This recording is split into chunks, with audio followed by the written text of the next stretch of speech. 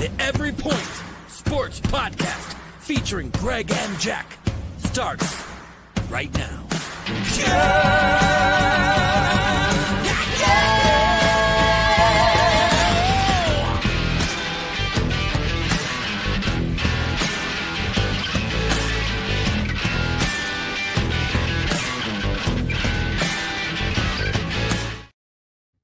Ladies and gentlemen, welcome to Double One's Week 11 NFL.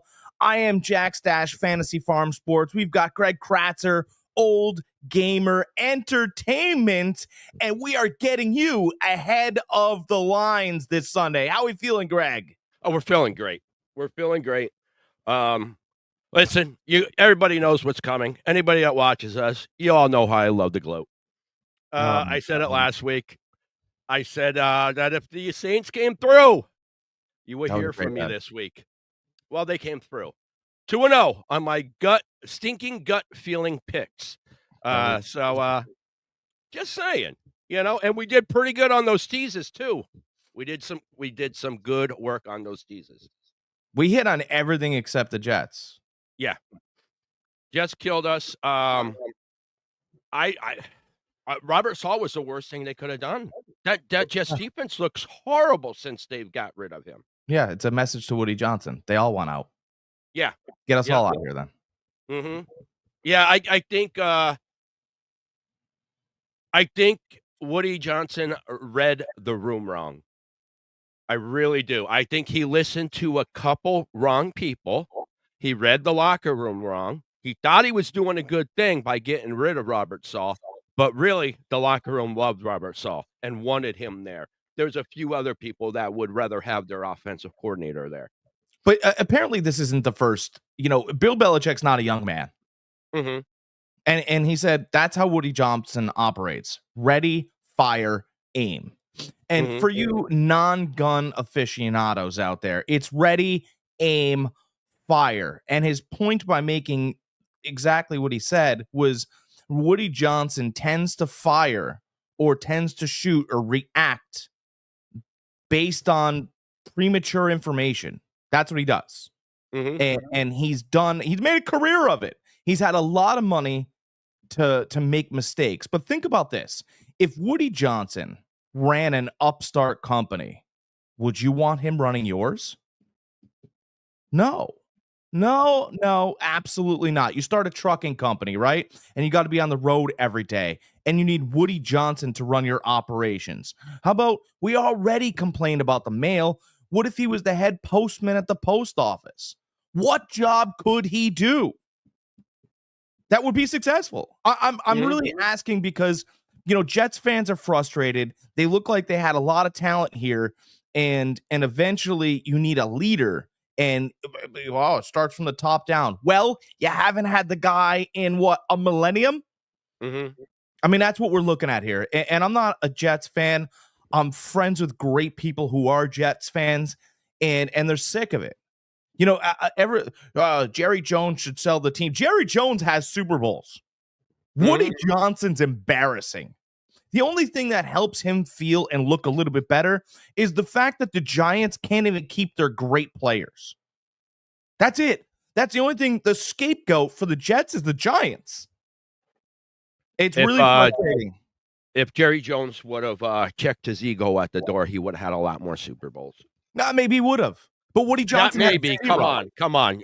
Jimmy Johnson, he had that Cowboys team rolling.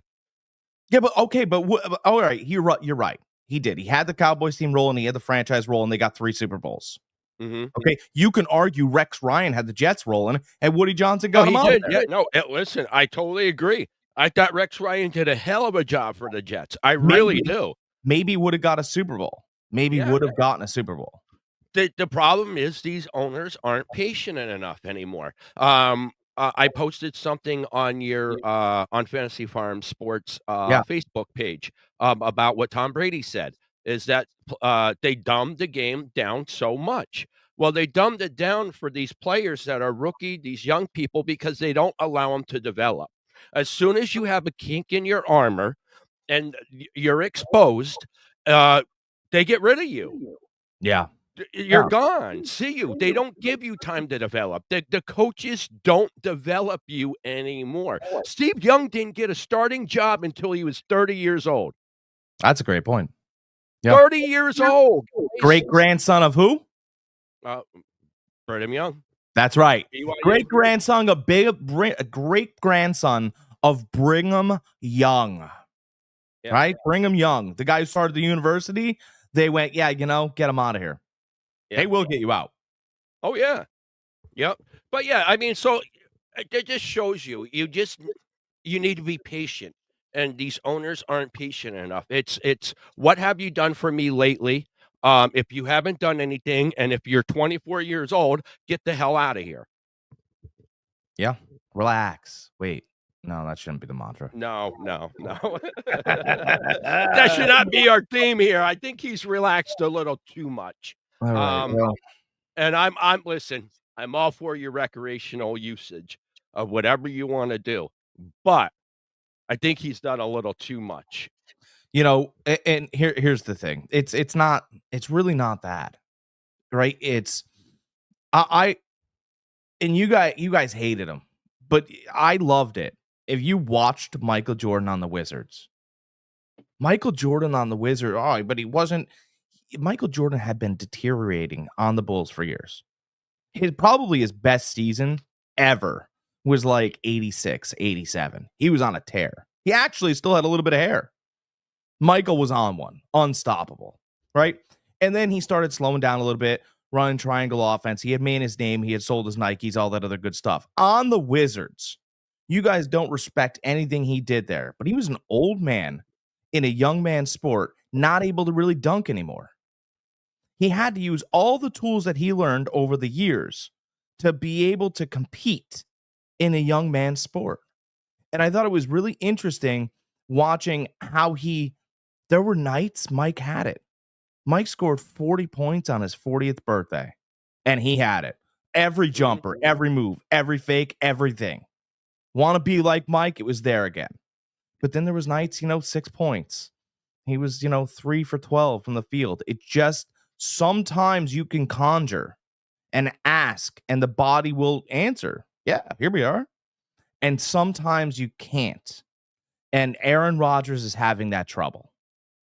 Clearly, he's having the trouble. The arm is there. He has the arm talent. Waist down, gone. Not all the way. Every once in a while, you see a little pounce, right? Little bounce in the step, but it's gone. That waist down is gone. Mm-hmm. I'm not seeing I understand that the physical tools might have diminished it a little bit, but I'm not seeing the leader that they were supposed to have brought in. A leader of the locker room, the spokesman of the team. I'm not seeing that. Oh, he's never been a leader.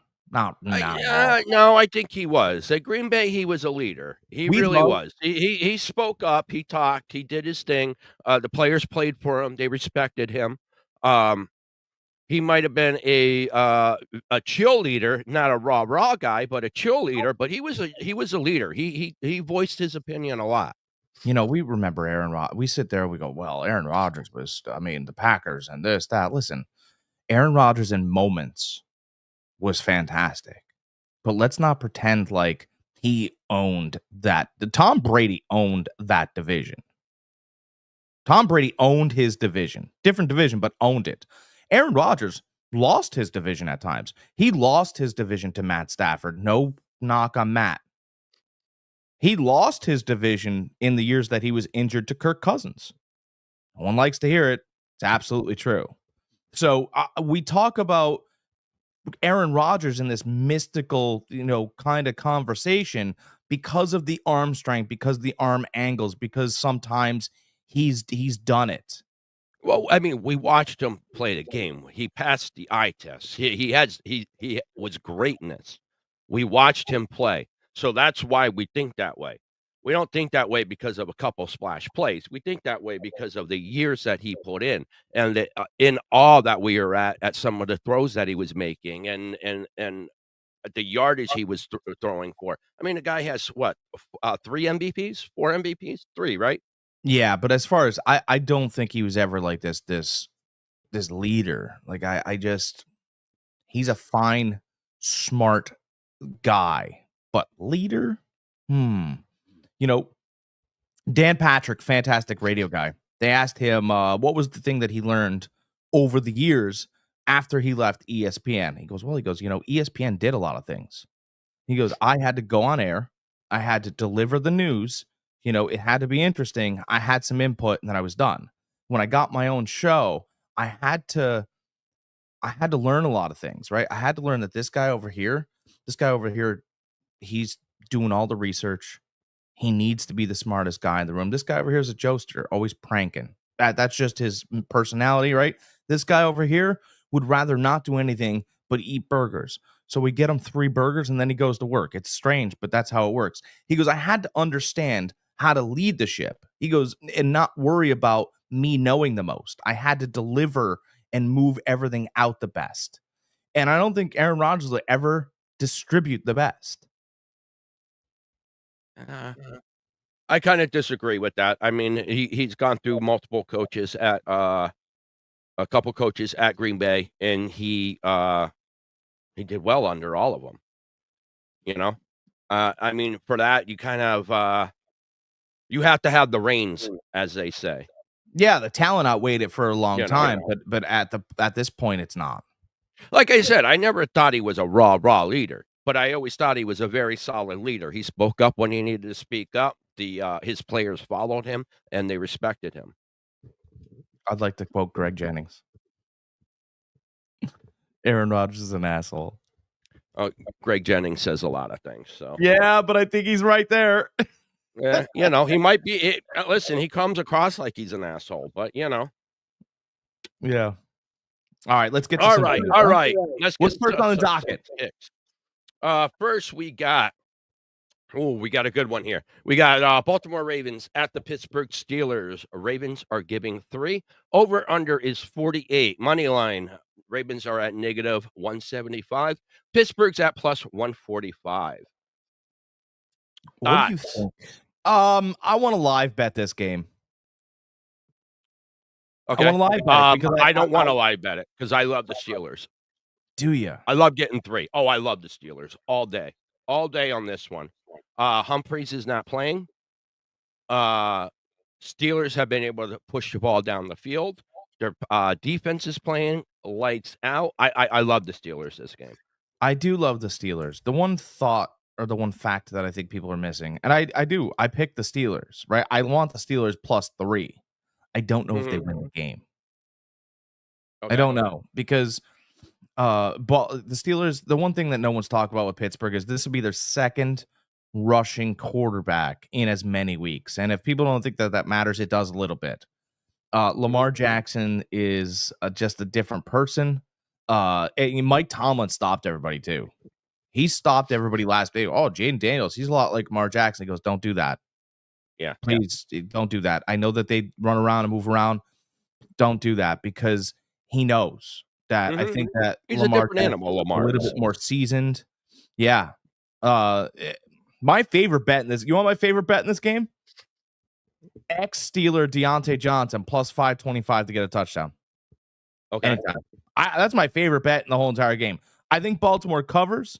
They are minus 175. I don't think they cover. I'm sorry. I think they win.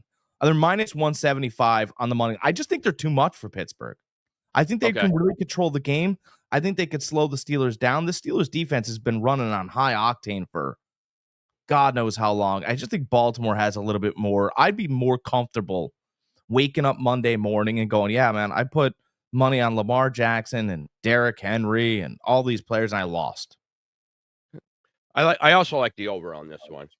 Yeah. Also, the as a dog, the Steelers are 8-3 as a dog. Yeah, they're great. I mean, and everything points to Pittsburgh. Everybody loves Pittsburgh. Obviously, Kyle Hamilton's not playing today. Or he's banged up. Humphreys isn't playing. Oh, yeah. For Baltimore. So, yeah, I mean, their best corner isn't playing. Yeah. And you already could pass the ball down the field on Baltimore. What I am going to do, because I also like the over on this. Okay. I want to tease this game, an in-game tease. I want to tease. I want to get 9 points. I'm getting 9 with the Steelers, and I'm teasing the over. I'm taking the over down to 46. Yeah, it feels good. So that's what I'm doing with that game. I do like the Steelers all day. I think, actually, to be honest with you, I think the Steelers won this one outright. Really? Yeah, I do. I think Baltimore's just had a couple games where they've been playing lights out. They squeak by. They've had some stuff go their way for the wins. Mm-hmm. I just think this is just one of those games that the Steelers pull out. It's there's stats that back it as far as Steelers being the dogs. Their defense, top defense in the league. Again, I understand it's Baltimore. Lamar Jackson, different animal. He's the wild card. Henry, leading rusher in the league. I just think they run into a buzzsaw this game. I could easily see this game being a 24-28 game. Steelers. Yeah. So you know what I want to? Oh, I just want to put this out there. We sit here and we talk about this Ravens team every week, and we're like, but this, and we him and haw and all this other stuff. I'm at the point where this Ravens team is good for 40 points. Mm-hmm. I don't think Pittsburgh can score 40 points. You know what? I've been averaging 30-something points a game. I think Pittsburgh's good for 28. But I just think that Baltimore can really, at this point, run you out of the building. That scares me. That's why this scares me so much. I thought about it. Baltimore knows the same thing that we know. They have no defense. Okay, cool. We're just going to run the score up. And let's see if Russell can keep up. It really makes me think. I don't know why I have that idea stuck in my head that Baltimore's going to win by 10. Okay. I mean, hey, listen, it's a possibility, but like I said, I do like the Steelers here. No, I know. I don't think Baltimore pulls it out. I just have a funny feeling. All right. Okay. Right, like I said, I do like the over on this, and I like the Steelers. I am going to be teasing this. One of my famous teasers. Game. No way. I'm not touching this game. No way. There's no need. All right. No, listen, hey, if you don't want to take it, you don't need to take it. We always say that. If you don't feel comfortable betting the game, do not bet the game. Next, we got Jacksonville Jaguars at the Detroit Lions. Jags are getting 14 points here. Over-under is 47.5. Jags are at plus 650. Detroit's at negative 1,000. Yeah. A huge point spread. 14 points. Huge. What do you think about this game? I'm not touching it. I would love to tease it, but I'm not teasing it down for 8 points. Like, that's a joke. Why would you do 8 points? You know what I mean? Right. Like, listen, guys, there's certain times you don't tease. 14 points is a game you don't tease. It doesn't matter. 8 points, it's still over a touchdown. You don't do that. That's just asking for trouble. Do I think Detroit's a superior team here? Absolutely. Do you think they cover? I don't know. My gut tells me yes, but then Jacksonville put up a fight last week, and I didn't think they were going to. My gut tells me no. My gut is screaming no, because Detroit's locked. Right? Detroit knows what they are. Everybody's like, oh, Detroit's a top 2 team in the league, and they probably are. Right? Yeah. And the only competition that they have, in our opinion, not just mine, in that division is the teams are playing each other today. Chicago and Green Bay are playing each other. Minnesota, I know, but they already beat Minnesota. We don't have to worry about Minnesota as much, and Minnesota will probably trip up going into the later parts of the season. So you got Chicago. Yeah, I don't want to say you don't have to worry about Minnesota because Minnesota played down tough. It was they won by 2 points. Right, but Darnold's starting to get banged up. In fact, he's making the injury report now. I get it, but I'm just saying the Detroit-Minnesota game wasn't a walkthrough. So the second game, you kind of have to be like, oh, could they split it? Yes, they could. Yeah, they might split it, but I don't think it's going to factor in that division. Okay, all right. That's where I'm at, right? So if they split it, who cares? It's not going to factor in the division. Green Bay and Chicago are going to rock 'em, sock 'em in Chicago today. So, okay, we're not worried about that. My point is, why am I going to put my plays and my top stuff on tape when I don't have to? Detroit could run their second string out there today.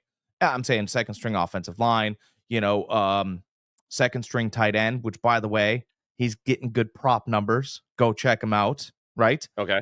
All these second string guys are getting prop numbers for this game. Well, why do you think that is? Well, I think they're getting prop numbers because the starters will not be getting a full reign. Here's my thought. I believe that the Lions win this game. I actually like the over, too. I don't know why I like the overs, because the over shouldn't be that high. 47. I like this game 30-20. Uh-oh. What happens there? That means the Jaguars cover, and we take our TVs, we walk them to the middle of the road, and we spike them. Just in time for Black Friday. I'm telling you, because this game, we're just sitting there going, oh, the Lions, there's no way. Oh, and they're in Detroit. Here's the thing, though. Like, we know Detroit is not a great secondary. And let's say they rush the passer really well today, and they get better with their pass rusher that they got from Cleveland. Okay, well, Mac Jones likes to check the ball down, right? A couple of my favorite bets here. Travis Etienne, over 14.5 receiving yards, -115. I mean, baby, do you want to make money or not? That's good. Check down Mac. Eventually, ATN could get those numbers on the first drive. I'm just. What do you think? You like that bet? Oh, I love it. That's a great bet. Mac Jones is king of the checkdowns. Okay, but king of the checkdowns could get in the end zone a couple times. He could be checking. He got in the end zone last week. He could be checking, and then all of a sudden he tosses one because you're getting Thomas Jr. back, and he goes over the top, and all of a sudden you're sitting there going, "Why is the game 14-7, Dad?" Yeah, I'm telling you, and all of a sudden 14 and 14 is 28. You're down 28-7, and you're starting to unplug that television screen because it's going in the road. I can feel it with this one. I know that you guys want to bet the college fund on Detroit. Be very careful here. Yeah. I also want to bring up with Mac Jones. We talked earlier in the podcast about how players aren't giving the reins to develop anymore. This is a perfect example of that.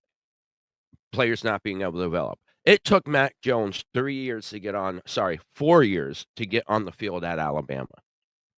4 years. Took him 4 years. He had some good quarterbacks in front of him, but he came out as a 5-star recruit. He came out of high school as supposed to be Alabama's starter, but he kept getting dethroned. He didn't go anywhere. He stuck around. He kept developing until he got his shot. I want to see this happen with this kid also. I want to keep seeing him develop his game. He had a good rookie season. He really did. It was his sophomore season that he had a bad year. Yeah, and you could attribute that to a lot of the coaching that the Patriots had at that time too. I heard he's not likable. Listen. I don't know the personal side of things with him.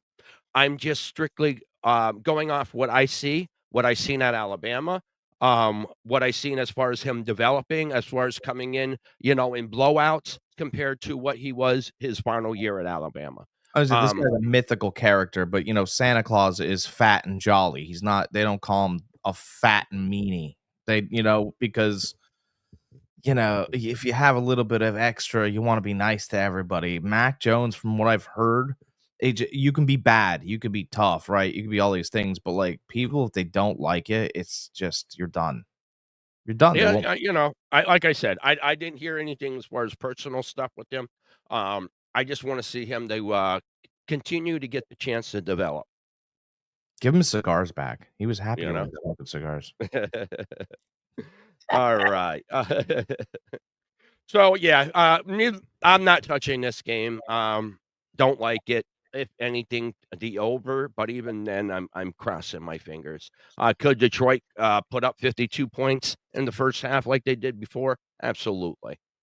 But yeah, I'm not. This is a game I'm not touching. No, we're not touching it, but don't you either. Don't you dare just go, well, Detroit's going to, don't do it. Don't do it. Yeah, it's so easy to look at a name and look at a team and just go, "Oh, okay, this is easy." It's not that simple, guys. Nope. All right, next we got Green Bay Packers at the Chicago Bears. Packers are giving 6 points. Over under is 40.5. Packers are at negative 258 money line. Bears are at plus 210 money line. Talk to me, Goose. What do you like here? I love the Packers here. I think you got a bad situation happening up there in Chicago. I should say over there in Chicago. I think everybody's blaming each other. Everybody's pointing fingers. Caleb Williams looks like he's regressing. I understand it's a division game. I also understand Bears play one of the most cover threes in the league. Love struggles the most on cover threes. If you look up his stats going up against the cover 3 defense, he ranks 31st in the league. So everything points that this should be a close game then, but I don't think it's going to be. I really don't. I think the Packers are going to come in after last week and just blow the Bears out. Well, so last week we had really interesting line movement before the game. I actually, Greg had a text come through from me because we have both run different sports books. And I said, Greg, be very careful. I know you love the 49ers, but that line just came from 6-4 in a blink of an eye. And it did. I don't know if your sports book showed it, but mine did. This has gone from 7.5 to 5.5. Shane Waldron is not worth 2 points. Right? He's the problems in. I actually don't think the players have a ton to do with this game. I think the weather does. It's supposed to be a little windy in Chicago. So get rid of the fact that the quarterbacks are going to be able to control things. I think it's going to be lines that control things. And basically, these lines are kind of even. Green Bay runs the ball well. Chicago also runs the ball well, and they want to run the ball. I'm taking they loved the 7.5 so much so that it got bet down to 5.5. Guys, look you don't have to take that, right? There are a lot of options in this world. 5.5 where it's at. I think this game lands around 3 points. I think maybe 27-24, 24-21, maybe a little bit lower. Maybe it lands in the 5 area. Maybe we don't get high scoring. Maybe we get 17-15. All of those scenarios land for the Bears. I actually would take this game, but I would bump it back up to 7.5. You're not spending that much more money. You're not losing a lot more capital. You're going to go from minus 110, I think the 5.5's at, to minus 130. Who cares? I'm buying points. I don't mind, by the way, in week 11, because that's what we're in. They know. Somebody out there is doing a lot of heavy betting, moving these numbers down. Hey, guess what?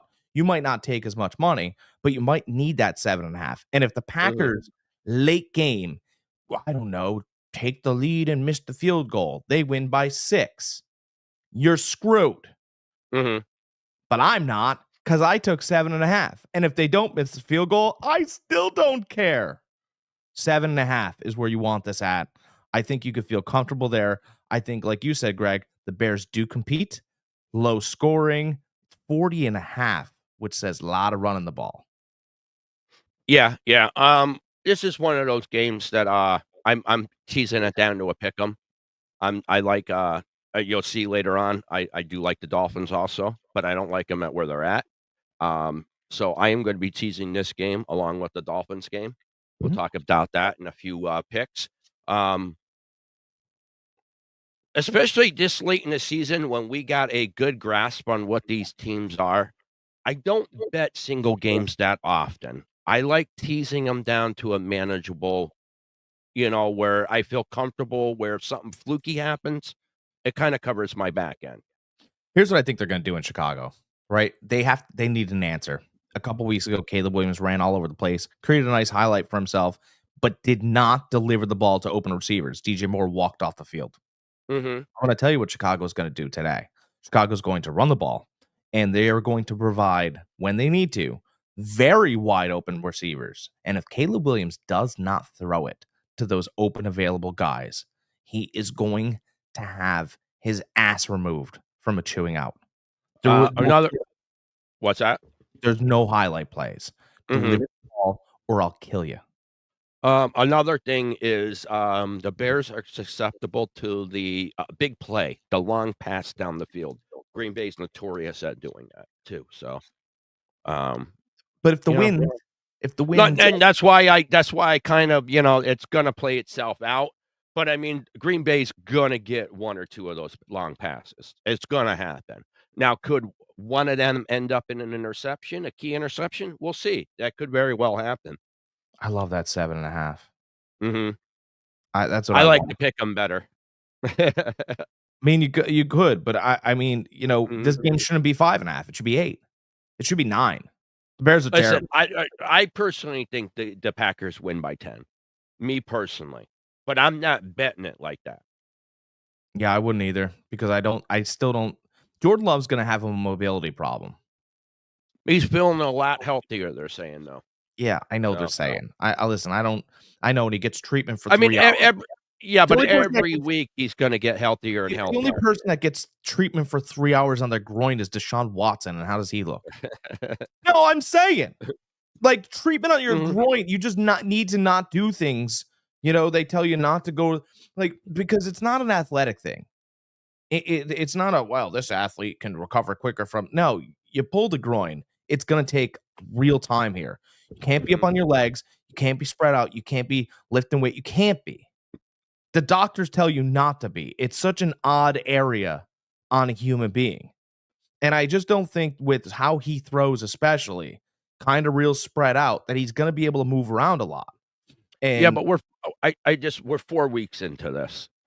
Yeah, and he's bad every week. Love is bad. But every week it's getting better and better is my point. We're going to see. I blitz him every play. Blitz him every play. Oh, that's fine. I mean, that's when you have, your people like Josh Jacobs and stuff like that, and we'll see if they actually can change up their game plan and utilize them. Take the Bears getting 7.5. Tease the Green Bay down to pick them. Take the them in Miami, where you're giving 1.5 to Miami, and you're at a pick 'em with Green Bay. Oh yeah, you want to go to that game next? Well, no, that's down after this next game. All right, next game we got Minnesota Vikings at. At this point I'm going to say it. Jack's second favorite team, the Tennessee Titans. Now, what? No, but I'll say this though about the Tennessee Titans. And I say it every week, and I'm sure I get a lot of hate mail, and it's fine. I enjoy it. I read all the hate mail. But when I answered, I let you know how right I am, right? So last week I told you that I liked the Titans, right? And obviously, they looked good early. The Chargers had more for that team. But I liked the Titans because I think that Will Levis is a better talent than Justin Herbert. I think what Justin Herbert does is fine. I think he's got cement feet, and he tries to move them. He's not a great runner. He's a fine athlete, and he overthrows easy passes a lot. Well, let's see. Justin Herbert last week got a W, had 175 yards, or 165 yards it was, and a touchdown. It's a good game. It's a good game. But if it's solid. But if Justin Herbert was playing on the Titans, he would have lost even worse because Will Levis threw for 185 yards and 2 touchdowns with practically no offensive line and no real receivers to throw to. Calvin Ridley hasn't been good since Alabama. He hasn't. But what about the Falcons? Listen, he was number 2 that Julio Jones helped make look good. Mm-hmm. That's what he was. Because when he got on to be a number 1, he looks like Juju Smith-Schuster.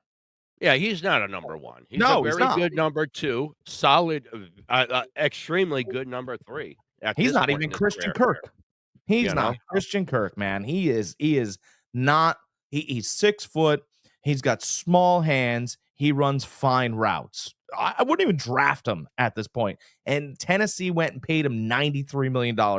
It's embarrassing how they have spent their money. Mhm. But Will Levis looks good. And I got a little prediction here. I think what's going to happen with Will Levis is that they're going to, maybe not the fan base, but the team's going to grow tired with struggles or the fact that he's not doing everything or whatever. And he's going to get traded or dropped or whatever. And the team that's going to pounce on him will be the Las Vegas Raiders, because Tom Brady really likes him and he thinks the kid works hard and he's always in the gym and he's always watching tape. And then he's going to go to the Raiders and you're going to go, hey, this guy's pretty good. Yeah, I know. But if you don't put the right tools in the gardener's hand, all of a sudden you got the tree hanging in your front yard because that's the only way he knew how to use the chainsaw.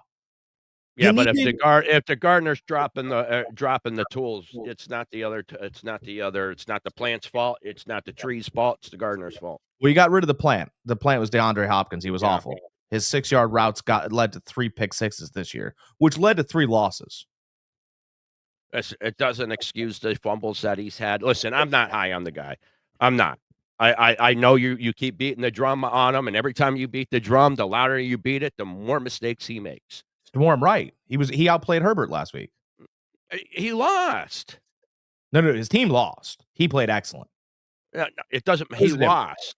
He doesn't have a team. There's not a difference. He's not a team. He lost. Yeah, I understand. He lost. Well, the Titans lost. Oh, not one guy loses. Anyways, I'm not sold on him. Like I said, could he develop into something? Absolutely, he could develop into something. Personally, I think he's the next Gardner Minshew. What's that? Is he the best quarterback on the field again today? They're playing the Vikings. Sam Darnold's banged up. They're in Tennessee. They're in Tennessee. Sam Darnold's on his 12th team. He's got Justin Jefferson. I understand that.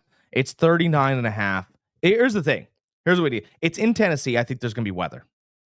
39.5 is low for November. You have to really, these are things. I believe that Minnesota wins this game. I do. I think Minnesota could win this game 17-12. I don't think there's, maybe Levis gets a touchdown.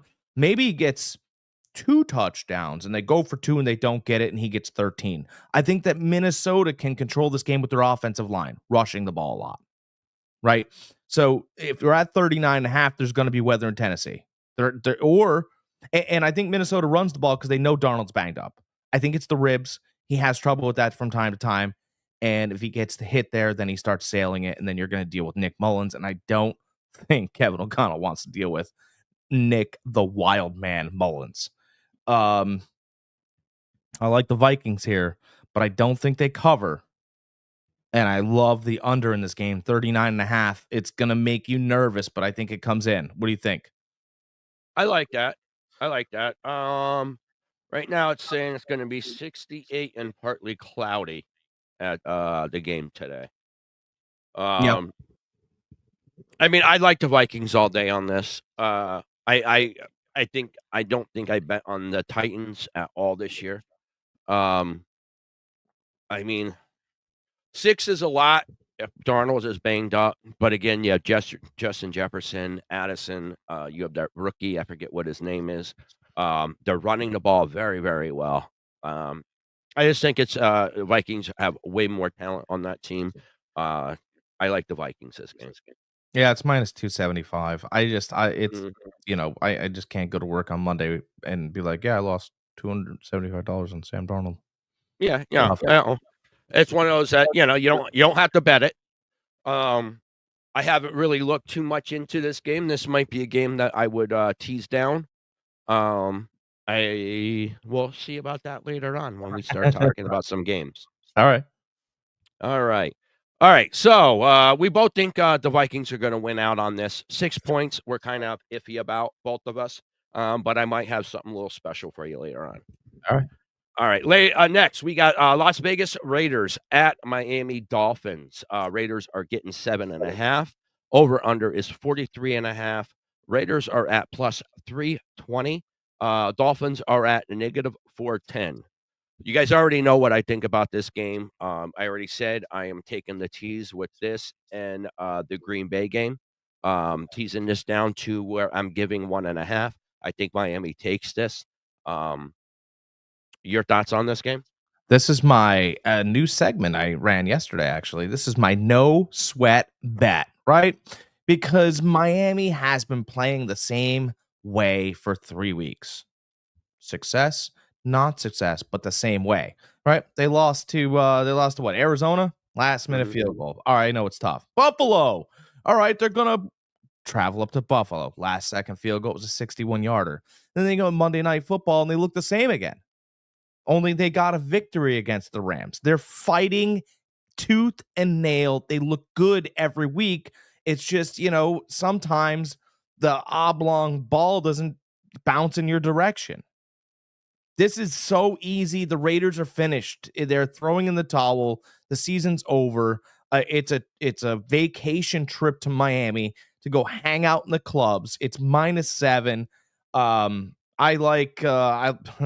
love the Dolphins to win this game. They probably win by more than 7. If you want to sweeten the pot, maybe you get a Tyreek Hill end around anytime touchdown because they don't want that wrist to get banged up, but they want the kid to get one, right? Yeah, it's been a while. It's been a while. It's plus 122 or plus 120 also. So, if you get an end around near the end zone, kid feels good, right? And Miami wins. You could take the money line here. It's so easy. It's just free money. Money lines, I'm at negative 410. That's a lot. I got 350. Really? Yeah, I'm at 410. Now you get negative 410. 7.5 is given to the Raiders. Raiders are at plus 320. But yeah, I like the Dolphins here too. It's pretty easy game to decide. Like Jack said, Raiders are just a dumpster fighter right now. I'm actually surprised they weren't more of sellers before the trade deadline besides Devontae Adams. I don't know if they have anything else left of value. Well, there was rumors Jacoby Myers was going to go somewhere. He's a solid wide receiver. He could help some team out. You got the Tiger King's brother running the show, Gardner Minshew. I think they're yeah. you heard it here first, guys. They are related. It's true.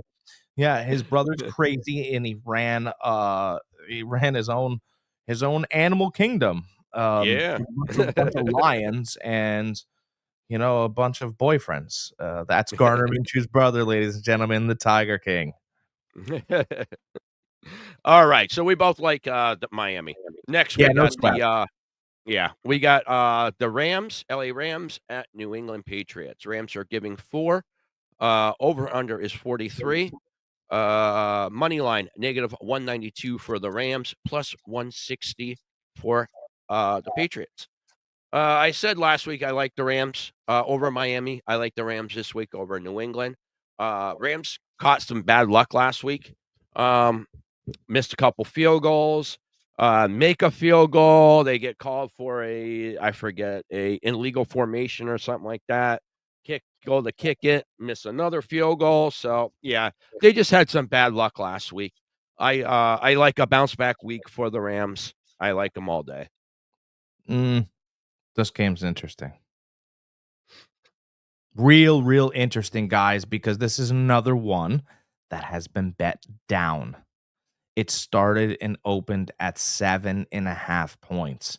It has been bet down by smart money all the way down to 4.5. Now, I like the Rams here. Okay. I do like the Rams, but I would like, because what's happening here is, and no one's paying attention to it, but Drake May is actually playing really well. And it's a wild kind of play. He's playing basically backyard football. There could be a real conversation about him looking like Josh Allen. soon. Mm-hmm. Drake May's got real size, real arm strength, and he doesn't know he's in the NFL. And I don't know if anybody can introduce him. We've been waiting for Josh Allen to get introduced to the NFL for years, and he just makes freak plays after freak. At some point, you just got to go, you know what? That's what he is. He's a freak play. Mm-hmm. And I've seen some of it from Drake May. I watched a play a couple weeks ago, and I went, oh, well, that's what they saw on tape, and you don't teach that, and he wasn't supposed to throw it there, and how did the ball get in that guy's arms? Mm-hmm. And some guys have that. Some guys can scramble, get hit, have your arm tugged, all that stuff. I think Drake May is real special, and he's starting to show it. I think the Rams do win by 3. Okay. Or 4. That hook is going to hurt. I just really do. I think the Patriots are going to fight tooth and nail to the end of this game. They know what they are. They're a defense squad who likes to run the ball. But I think towards the end of games, if they're losing, they just go, hey, Drake, sling it. See what happens. What's the worst that happens? We lose. Our fans will at least have some fun. I think that's very interesting. It's very important that if you're a bad team, to at least put a fun game out there. The drive to Foxborough in these temperatures is annoying. It's cold. It's frigid. It's half an hour getting ready. Get your hats on. Get your coats on. We're not showing up for nothing. We can't show up for nothing. At least give us a show, right? Like, if it's a bad circus, then the bearded lady better burn half of it off, right? The lion better eat the midgets. That would be fun. No, I don't want midgets eaten. But if that's the circus I'm attending, I at least want to go, Dad, did you see how he ripped his arm off? God, that lion. Guys, we do not promote midget eating on this channel. Sometimes I get off on these ideas, but you understand that I believe that if you take the Patriots getting 7.5 points, I think you'll be safe. Drake May backdoor covers this game. They'll be calling him Miracle May. I'm starting that on this network. And I think there's a little bit of wild circus to the kid. Mm-hmm. We do not. You're not saying anything I don't agree with. I love Drake May coming in. I think he's going to end up being one of the best quarterbacks in the league. He reminds me a lot, like you said, a lot of Josh Allen. He has that no fear, and I like that. Like a kid. What's that? He plays like a kid. Yeah, like it's a game. Sometimes you get those kids that like to play the game. That's just what they do. We're out of the summer months, but remember in the summer, guys, when you were younger, when you were a kid, and it was like 4 or 5 guys messing around skipping rocks, and just that one kid skipped the rock, and you were like, geez, that went half of the lake.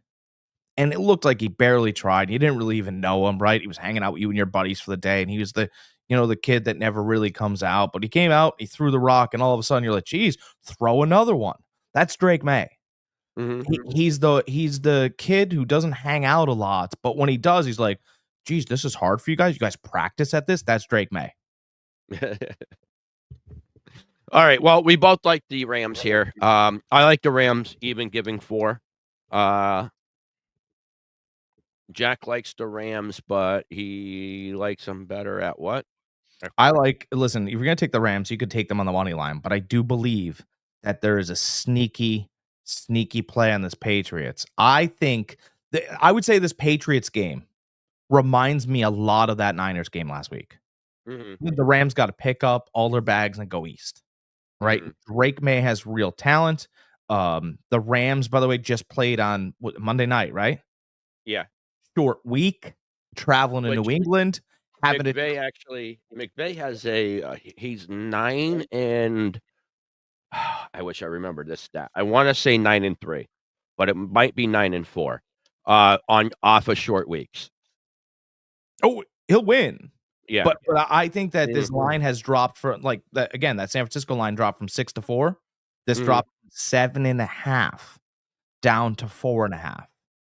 Again, that San Fran game should have never gone to where it was. They had 3 field goals missed. Moody, I wanted to freaking kill Moody. If I ran that team, I would have went down and fired Moody right on the freaking sidelines last week. That's how pissed off I was. Or you fire the coach that starts a guy with a high ankle sprain still. Well, No, I do know. I'm I heard firing. the commentators I am firing a kicker before I fire a head coach that has made it to 2 Super Bowls. I'd probably fire my trainer that lied to me. That's probably who I'd fire. Yeah. Because the fact, and Yep. I'd fire the commentator who lied to America. How about that? Mhm. The commentator told everybody, "Oh, Jake Moody, he's coming off an ankle sprain." Actually, that's not true. Actually, a rolled ankle is when you just get it taped and you're good to go. He had a severe high ankle sprain. The dude was in a walking boot because if you put any pressure on it, his ankle would have crumbled under the weight of his body. Now you're asking him to swat a ball 50 yards with that same ankle. Yeah. I mean, By the way, I still won on the game because I teased it. It's just an insane lie, though. It's not just a little ankle. Oh, this is crazy that he's missing field goals after a little ankle. Are you crazy? There could have been structural damage. I'd have that trainer standing in the middle of freeway while traffic drove by him with his bags in his hand. I'm not joking. I'd feed him the lion. Now I got that little rant out of the way as far as that game goes. I do want to give props, though, and I wanted to bring this up earlier, but I totally forgot about it until you started talking about the Niners. When are we going to start talking about Baker in the MVP race? I've been here all year, baby. Yeah, I'm dead serious. After watching him that last game, that final drive, how can you not put him in the MVP race? I've been here all. He's playing with wide receivers that can't start for any other team. Nope. Leading the league in touchdowns. By the way, and here's the other thing too. The stiff arm play was crazy on Bosa. And I get that. Bosa said he was afraid to take him down because of the penalty he was going to get. Listen, I get that. Baker did his thing. He still had to complete that damn pass. Holding a stiff arm out to one of the best defensive players in the league and still complete that pass was disgusting. I was more impressed 2 plays later when he shed 2 defenders again and then delivered another 6 yards. You're like, dude, like, what is going on here? There is. What about that? What about the spin move? I know he didn't end up completing that pass, but that's because the wide receiver dropped the ball. But the spin move he had to get out of that one play. He's a more accurate. He is. He's a more accurate. He's a more accurate, different Tim Tebow. I think he's more. The less you give him to think about what he has to do, where he's just using his athletic talent to do what he has to do, I think the more accurate he gets. I mean, like, if you were in the woods, right, and it was Baker Mayfield versus a bear, like, who would you take? Listen, Mike take Baker. I can't count Baker out. I'm saying, give me Baker Mayfield, and that bear runs back and tells his family what they just encountered. They encountered a man that is doing smelling salts in the middle of a campfire while he's sticking dip in his mouth. That's what. Yeah. That's what he's doing. He's nuts. But anyways, I thought I wanted to pound the drum a little bit on that and kind of put my 2 cents in there. And brother, I got a shirt that says I woke up feeling dangerous. I have that. I do. He does. He needs to be in the MVP conversation. He really does. Yeah. All right.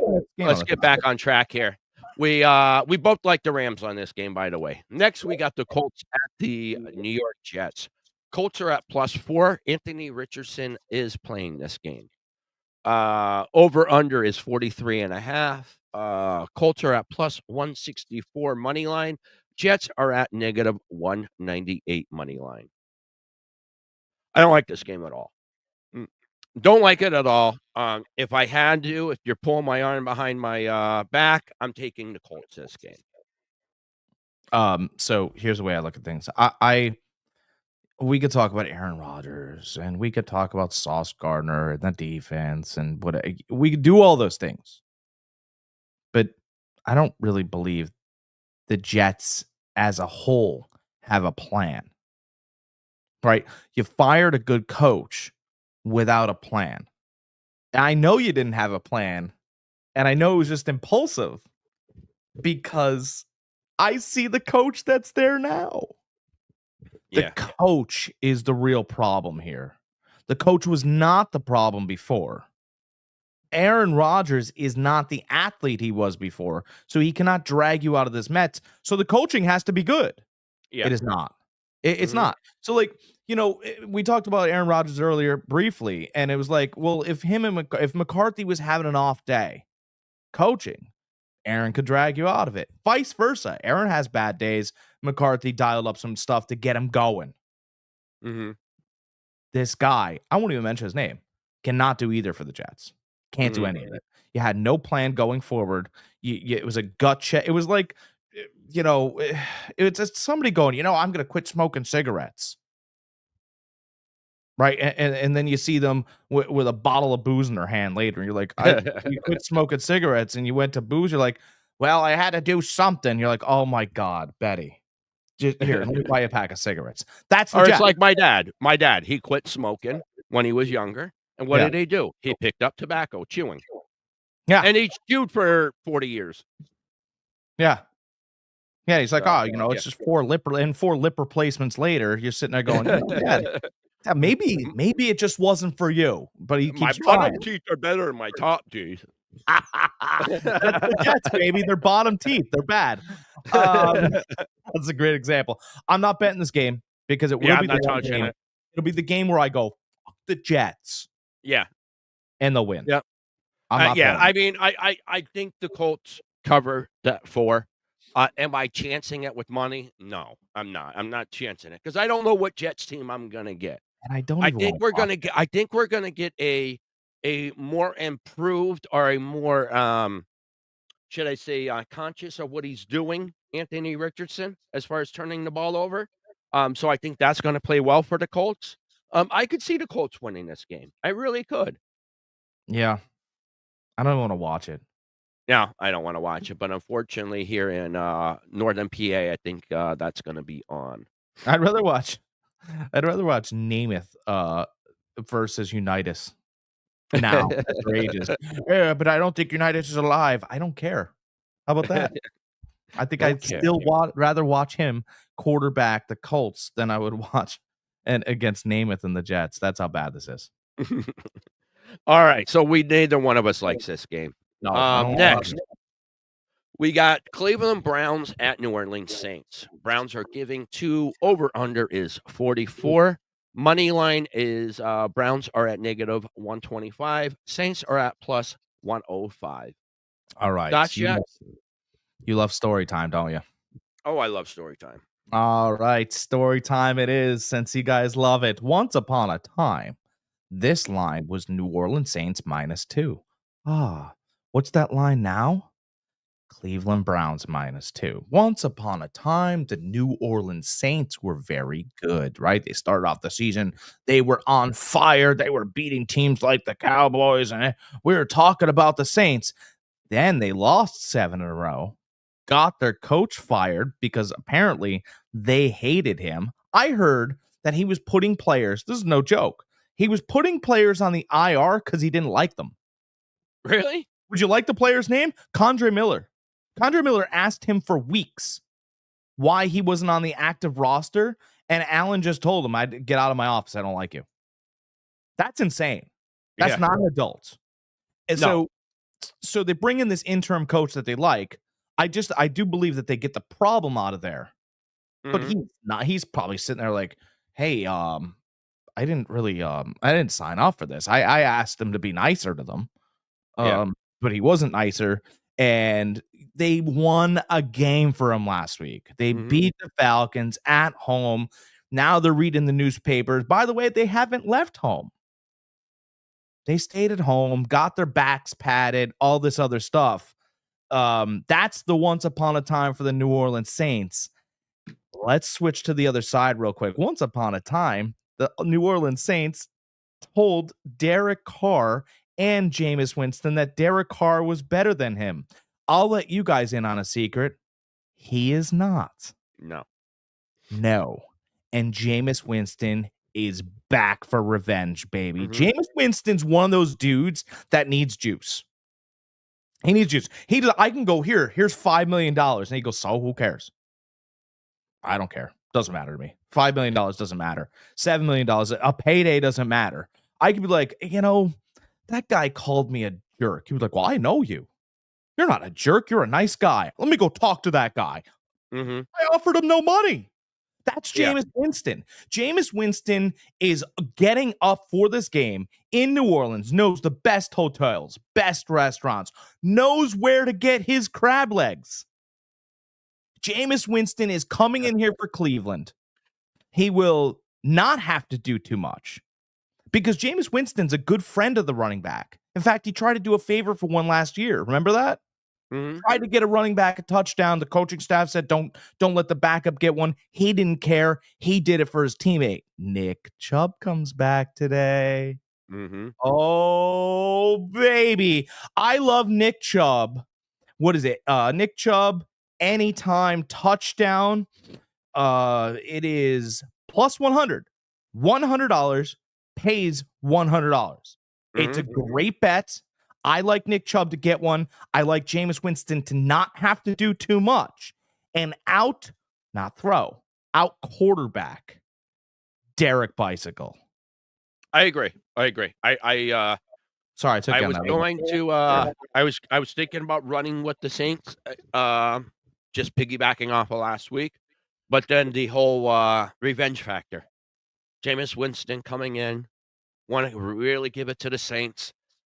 We all know, like you said, Jameis, he gets up for games like this. Some guys, this is what gets his blood going.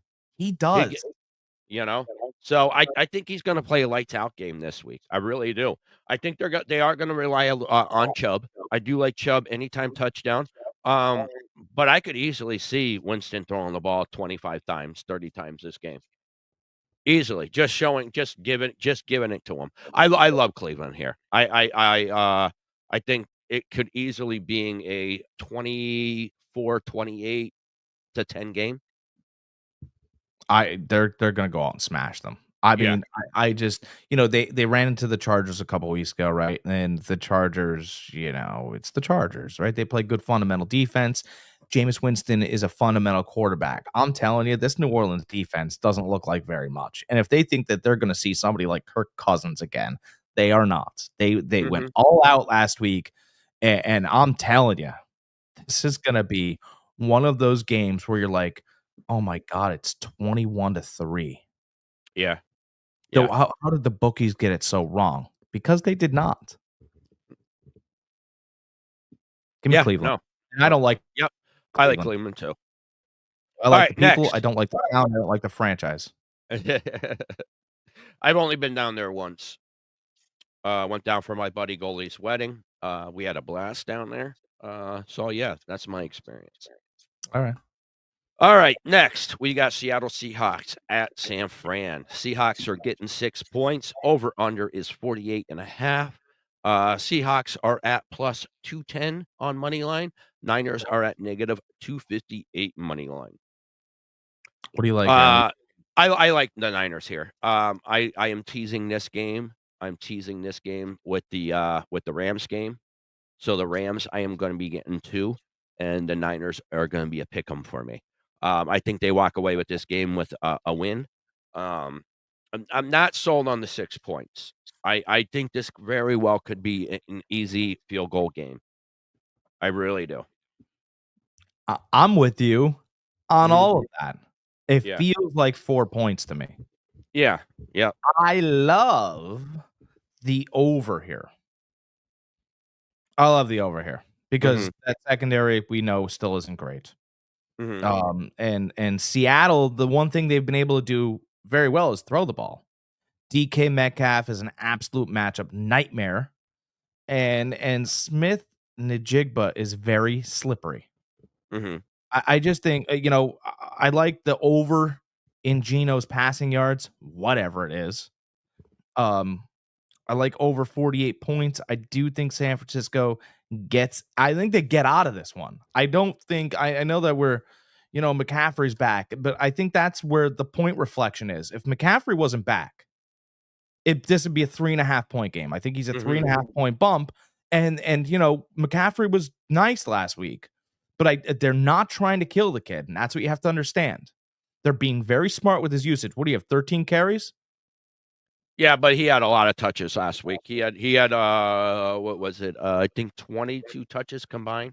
His touches, though, in the passing game got him clearly out of bounds. There was lots of space created. It was, hey man, don't nothing extra here. So I like the over at best. I'm not just gonna go out and bet this one though. Yeah, I'm not touching the over under on this game. This game, I mean, this game could easily be a 16-10 game. Really could. I like I said, I'm taking this. I'm teasing it with the Rams game. I like the Niners here, but I like them by 3. So love that bet. That's a great call, Greg. All right, next we got the Atlanta Falcons at Denver Broncos. Falcons are getting 1.5. Over unders 45. Falcons are at plus 110, and Denver is at negative 130. Yeah, so this is Denver had the formula last week. They had it. Number 54 could just learn how to block. Well, this game this week though is names on the back of the jerseys versus no names on the back of the jerseys. Mm-hmm. We know all of Atlanta, right? We know Kirk Cousins, Bijan Robinson. I mean, he's Barry Sanders already, right? Or LaDainian Tomlinson, or whomever you want to say he is. Kyle Pitts finally having he's doing fine. You got Drake London, you got Darnell Mooney, you got all the names for Atlanta. And then Denver, like, you kind of go, how are they even winning the games? And wow, they got lucky last week. Denver's not getting lucky. Mm-hmm. You just don't know who these guys are. They are the number 1 ranked defense in the league. Yeah, they're playing scrappy football is what they're doing. Period. End of story. They will rip the hair off your knee if they think it makes you slower. Mm-hmm. That's really how they are. We talk about Detroit. They're really what they are is they're Detroit without the athletes. Mm-hmm. They get a couple sneaky, real athletic guys in there, and you're going to have a problem with Denver soon. Yeah, absolutely. Nix is way better than you think he is. Actually, he's closer to Drake May than people think. He's got Cortland Sutton. That's the name you remember. Javonte Williams.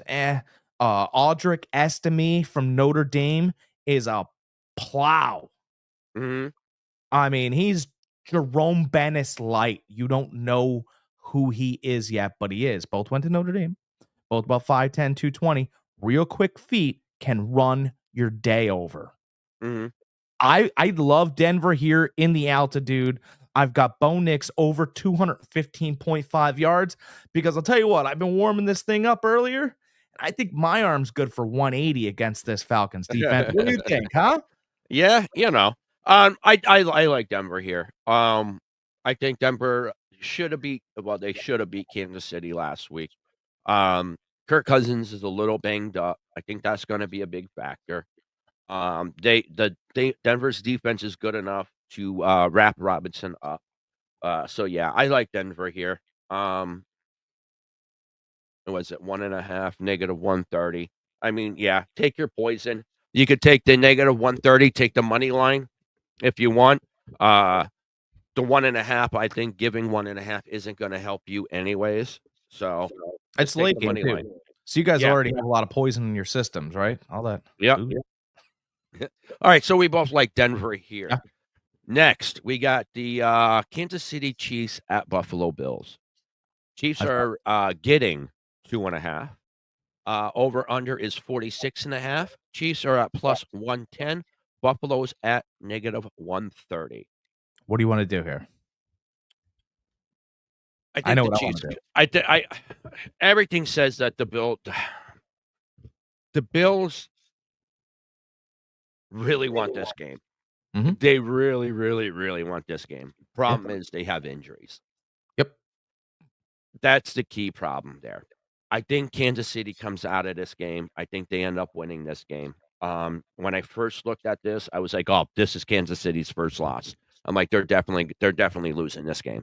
But then when I looked more into it, seeing how many people Buffalo had out, and they actually, I forget what his name is on the line, but they're missing him now this game too. Rosenthal or something like that it was. Okay. So, I mean, that's a huge deal. I like Kansas City this game, getting 2.5. Everybody forgets the last time that Kansas City, Patrick Mahomes was 2.5-point underdog, was in the Super Bowl. Look what happened there. Yeah. I'm going to alternate spread this. Okay. Nothing crazy, but if you're going to give me 2.5, I'll take 4.5. I like 4.5. Right. Yeah. And the reason this is why I like 4.5. Okay. Yeah, you're in Buffalo. Yeah, it's Kansas City. Kansas City's been getting lucky. That's the narrative, right? That is the narrative. Yep. Oh, all they're doing is getting lucky. Jack, they're the luckiest team. Do you know how lucky they are? Look at the guy that leaves the casino with the most luck still has the most money. And if Yep. he's able to walk away, then he wasn't lucky. He was good. Mhm. And sometimes it's better to be lucky than good. But if you realize that you've been getting lucky, eventually you're going to have a game where you look good. Today's the day. Yeah. I don't think Kansas City gets lucky here. I don't think they get calls. I don't think they get flags. I just think that they look like the better football team. Mhm. Right? I think that they're very good today. But I do think Josh Allen is going to play out of his mind. I think that Kansas City probably loses this game. Mhm. And everybody will be going crazy, but you're not going to pay attention to why they lose the game. They're going to lose the game on a last-second missed field goal because they do not have Harrison Buckner. He just went on the IR, and this is a new kid in a spot. Listen, I know kickers are kickers. Kickers are kickers. You were going to have a wild crowd in Orchard Park screaming their heads off, and this kid's going to be kicking a 54-yard field goal, probably shitting his pants. Yeah. And so I know I do. So I think it's going to be a game winner that he misses. Buffalo wins by 2, and the bookies have you figured out. Mhm. But I don't care because I'm going to take an alt spread. I'm going to take the 4.5. How about that? I like that. I like it. I like it. I'm doing nothing. I'm doing nothing. It's what I've done my whole life. No, I like. All the right. Yeah. 4.5 You know, I'm going to take that right along with you. I like Are that. you really? I like that. Oh yeah. Yeah. I like the alternate spread. Yeah. Right. Yep. I mean, we can watch the game, and we kind of know that it's going to land within the 2 to 4 mark. Yeah. Yep. Yeah. Even if it's a, Buffalo makes a last second field goal to win it by 3, you're covered. Kansas City misses a field goal to win the game, you're covered. I could care less.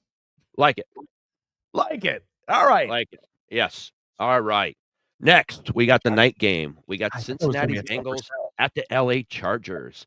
Bengals coming off a nice long rest, too. Bengals are getting 1 point. Over under is 48.5. Money line. Bengals are at negative 102. Chargers are at negative 118.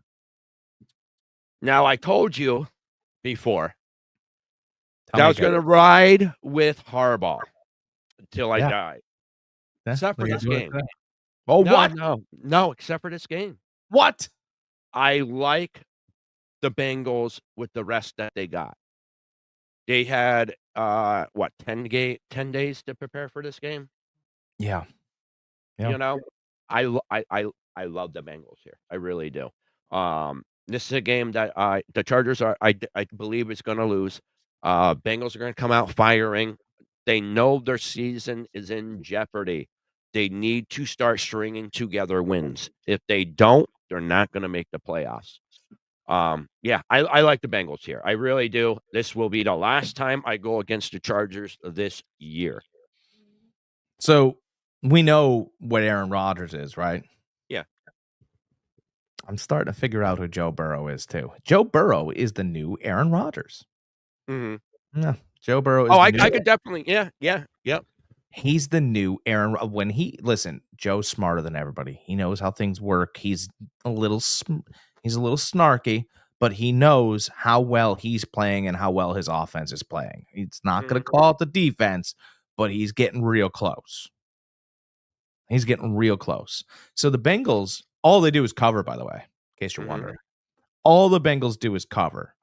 They also lose to every top-tier team. They lose to every top-tier team. I don't really believe that the Chargers are a top-tier team. I think they're fine. I think they're probably going to get in the wild card, but I don't think they're Pittsburgh. You don't think they're Pittsburgh, do you? No. No. No. You don't think they're Pittsburgh, and I think Pittsburgh is a little light. I think they're just a little light. I think they're, I think it's still Baltimore. I think it's Kansas City. I think it's Buffalo. They all have game changers. And I said earlier that I've been waiting to see Herbert, and I really just still haven't. He gets yards. A lot of his yards come in garbage time, by the way. Not when the game's on the line, not when it really matters. So if I have to bet on the quarterback that wins a shootout, I will take Joe Burrow. And I think they get a win against a quality team. They haven't gotten a win against a quality team this year. Yeah. Not one. Yep. And I think this happens because we sit here and we go, well, the Chargers are, they're fine. They're not there yet. And I think they're a very solid team that's coached very, very well. Which, listen, they're not going to do everything in 1 year, but they are pointed in the right direction. The I agree with Chargers all I'm that. talking about. Yeah. They're going to be a very good team going forward. They're just running into a Bengals team that needs it a little bit more right now. And you're getting a little bit of juice at the end of the night. Chargers are You are. game. Yeah, you are. I like that. So we both like the Bengals here. No need to do anything fancy. Just take the Bengals. Next, that's our Sunday night game. We got the Monday night game. We got Texans at the Dallas Cowboys. Texans are giving 7. Over under is 41.5. Money line -310 for the Texans. Plus 250 for the Cowboys. Yeah. Do you even want to watch it? No. When this was first brought up on the schedule, you look at it like, the battle for Texas, this should be a good game. Then you realize how bad the Cowboys are. Oh, but Jack, the Cowboys need to win because it's at home and it's on Monday. Didn't Jerry get paid this week? Yeah. Jerry just made a lot of money off a fight that was in his stadium. I don't think he's worried about a win. Yeah, no. Not with this team. And he understands. Everybody understands with Dallas. Dallas is good. Yeah. They're unwatchable. I mean, they're we picked on the Jets all episode. Let's not pretend like the Cowboys don't look any different. Oh, they're right up there with them. I mean, even if Dak was healthy, they'd still be a bad team. I mean, Philly toyed with them like it was like watching Tom and Jerry last week. Yeah. Just it wasn't cat and mouse, and then they smashed them. So I expect Houston to look really good. I don't think they have to do much. TV is going to be really boring on Monday night, and you kind of go into the week knowing less about Houston, right? Houston's -350 on the money line. You could take it, go to bed, and wake up. I can't find a way that Dallas gets anything going this game. No, maybe I'm wrong. No, you're not wrong. No, I don't see it either. I mean, Texans has a good defense. They have Nico back.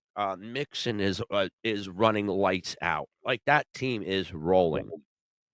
Yeah, and again, guys, I know that Cowboys faithful and try to give them a little bit of hope, but it's done. You know what your hope is? Getting a good draft pick. That's what your hope is. The worst part about this is I think the worst part about this is if we took the division, take that division real quick. I know we got stuff to do, but take the division real quick and go Jaden Daniels, Dak Prescott, Jalen Hurts, Daniel Jones. Athletically, who's the worst quarterback? It's Dak Prescott. Yeah. I mean, at this stage in his career, yeah. So athletically, he's the worst quarterback. But all Giants fans will do is blame their team losses on Daniel Jones. Well, that's because he can't throw for a damn touchdown. No, I get that. I do understand the anger towards, Daniel Jones. But I'm just saying Dallas sits there and they've got nobody to blame. Like Giant fans go, well, it's all Daniel Jones' fault. Even if it's not true, you still have a scapegoat. It's nice to have one, is my point. Yeah. Where Dak Prescott, it's like, what are you going to do? You're sitting on $60 million guy. Yeah. That ain't worth 60. Yeah. Nice guy. Great podium work. I love Campbell's soup too. But so question for you. Say the Cowboys get the 6th pick in the draft. They draft a Boise State running back? No. No? Nope. You want to know what I do? Here's what I do. If I'm Dallas. Can't draft a quarterback. Don't tell me that. Don't you tell can't. me I was general manager. You can't. You just signed Dak to a 5-year deal. I know. But I want to draft a quarterback. You can't. What are you, the Atlanta Falcons? I could do whatever I want. So here's what I do. I move Dak Prescott to an organization that needs a quarterback, and I don't think it'll make them all that much better. Way out of my division. So I'll take Dak Prescott and move him to the Raiders. They'll probably pay for him. Tom Brady likes him too. And it gives them a brand and a guy that can compete in that division, or at least it looks that way. I'll move him to the Raiders for their draft pick. And I'll take a quarterback like Jackson Dart out of Ole Miss, who could sling it, and I got talent around him. And McCarthy's a quarterback whisperer, so we're good. Oh, I still have a draft pick too, don't I? This is great. I'm going to take Travis Hunter and improve my offense and my defense and use him sparingly. Hey, guys, the star is back. No, you what? You really think you're going to get a 1st-round pick for Dak? Absorbing all that money? No. 100%. No. Why? If anything, you're going to have to give up something to trade him away. Why? The Raiders don't have and a quarterback. they're not going to be able to trade him away because of the cap hit they would take. The Raiders have the money. The Raiders have the money. The cap hit that Dallas would take. They Why wouldn't would they be take able a cap hit? They're just trading. You always take the cap hit when you trade players away. Does Jerry Jones need more money? Can't he just take a? No, it's talking. You can have all the money in the world, but whether or not you have the salary cap room is a whole nother thing. You have to play within the salary cap. You just play the penalty. The Yankees do it every year. Cowboys. No, there is no penalty. It's a hard cap. NFL, it's a hard cap. You cannot go above it. My point is that you could work out the numbers. You get the numbers to work. Money, that's for fans. Listen, if we were 3 years into that contract, I'd agree with you. We're in year 1 of that contract. It's not going to happen. This isn't Madden. Well, as much as I want it to be, it's not. I lost you for a second. I just think he's the. Am I back in? Good. Yep. I just think he's the least talented quarterback. Listen, I agree with you, but the amount of money that they paid him, they are handcuffed now. They knew that. Jerry knew that when he signed him. So every quarterback that you sign, I can't trade. So I couldn't trade Trevor Lawrence. But you're stuck with that against your salary cap. Why? So the other franchise doesn't take on the salary. They take on his salary, but his guaranteed money is spread out over those years of that contract, and you're to getting that cap hit. Yes. Oh, that's fine. I could figure that out. That's not a big problem. No, it really isn't. It really isn't. Because what I'm trying to figure out that you have what 40 million, 50 million less than the next team because you don't have a quarterback that you traded away. That's a huge hit. 40, 50 million, but that's what a 1st-round draft pick, the 1st-round quarterback gets now. So really all I'm doing is no. That's what Sam Bradford got. They have a rookie scale now. Oh, is it better? They get way less. They get they get like 8 to 10 mil. That's what they get. There we go. That's what rookies get. So I'm back to paying $50 million for a quarterback. Perfect.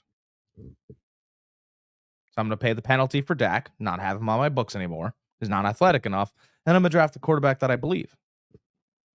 That's what I would do. That's technically what Cleveland should do, and I said that before, but we're on the back end of Watson's contract as opposed to the front end of Dak's. I'm just trying to find a team that thinks that he know. has value, and I don't think he does. I think he's Oh, done. and I agree with you, and I think there's 32 other teams or 31 other teams that agrees with us. But starting quarterbacks don't grow on trees. Yeah, but there are teams that like Dak is ahead of some of the guys in this draft. Right, like Yes. there are quarterbacks that would make teams immediately better. Immediately. So What's a quarterback's besides the line? What's a quarterback's best friend? the running game. Yeah, strong running game. Yeah. You bring in the best running back that the draft offers. That's what you do. You already have a solid line, not a great line, solid line. Dak is more than serviceable. You have CeeDee Lamb already. What you're missing is a good running game. You're missing somebody to keep that defense honest. I don't think they have a defense. That's what I would do. You do that. You sign Micah Parsons to a deal, make him the richest player at defensive player in NFL history. I don't know how you're going to fit that in your cap, but you do it. Do whatever it takes, and you draft strong. And get rid of McCarthy, for God's sake. I think Micah Parsons is gone. I don't think he wants to be there. I think as long as McCarthy's there, he wants gone. Yeah, he wants out. Yeah. And the defense coordinator that McCarthy hired, they don't like him at all. No. So you hire I was never a McCarthy fan. I didn't like him at Green Bay. Didn't like him in Dallas. So, but I mean, it shows leadership, right? So you hire people that other people don't like, and you're not going to get anything out of it. No. What you're doing is you're just creating a circus. Is what you're doing. God, I love the circus. We already fed a midget to a lion here today, guys. You did. I did not. What do you mean? We do not condone that. That's right. We feed little people to lions. Like the Browns elves. That was our Monday night game. As always, we like to give you our Thursday night game because we do not see you back here until Sundays. Oh, it's always a surprise. Next, we got Pittsburgh Steelers at Cleveland Browns. Steelers are given 4 points. Over-under is 41. Money line Steelers are at -185. Cleveland is at +154. It's a big rival game. Yeah, I hear that. I like the Steelers. Yeah, I think the Steelers will probably be prepared here. Short week for both teams, especially after they lose this week. I'm just saying. We'll see. Like I said, I like the Steelers, but again, I'm teasing them, so I'm getting 9 points. So as long as they cover that 9, that's all I care about. Yeah, listen, there's only certain things we could. Oh, that's all Greg cares about is this teasing. It's a big tease. Listen, I give you guys the same teases that I'm taking. You guys take him. Listen, care with me. I like the Steelers, provided Russell Wilson gets out of this game healthy. Okay. Provided, we don't get too banged up today against the Baltimore team. Like, we'll see what happens here today. Yeah, I mean, guys, anything could happen. Again, this is a way too early pick. We just give it to you guys because we don't see you guys until Sundays. So we like to give you guys every game possible. Way too early pick, but we both do like the Steelers here if everything pans out the way it should. I got to believe that Pittsburgh has used a lot of energy this year getting to where they're at. So, there are going to be games that sneak up on them a little bit coming down the stretch here. So we just got to be careful. And again, it's a rival game. It's a division game. Anything like that, you kind of have to watch it. Yeah, like so Cleveland used to have a guy there, and his motto was he woke up this morning feeling dangerous, right? Now they have a shirt coming out. Woke up in the morning feeling Jameis. Nice. I'm telling you, he gets this one, then he gets Pittsburgh. They also had a guy there way back, Belichick. And he told a nice little story today, or not today, but this week, about how coaching, coaches have to deal with owners watching the media. They hear guys, why don't we blitz here? Why are we blitzing this much? Why are we going for it on fourth down? And Belichick is going over this and everything. He goes, the worst thing in my life was when I was at the Browns. The owner comes up to me and says, "Do you think we have the right person at defensive coordinator?" He looks right at him with a grin on his face. He's like, "No, I think we have the perfect guy at defensive coordinator." You know who their defensive coordinator was? Tell us. I mean, Nick Saban. It's like, are you kidding me? Little stuff like that, I just get a chuckle out of. A little behind the scenes. I love to hear stories like that, and I like to bring that to you guys also. But that just shows you about these owners and how they are, and with these coaches and what they have to put up with, and the stupid questions that they hear that they have to answer. A lot of times it just takes you, in life, right? You just got to get lucky once. Yeah. You don't have to be good. You just got to get lucky once. That's it. A lot of these owners got lucky once. Kansas City's been getting lucky for a couple weeks now.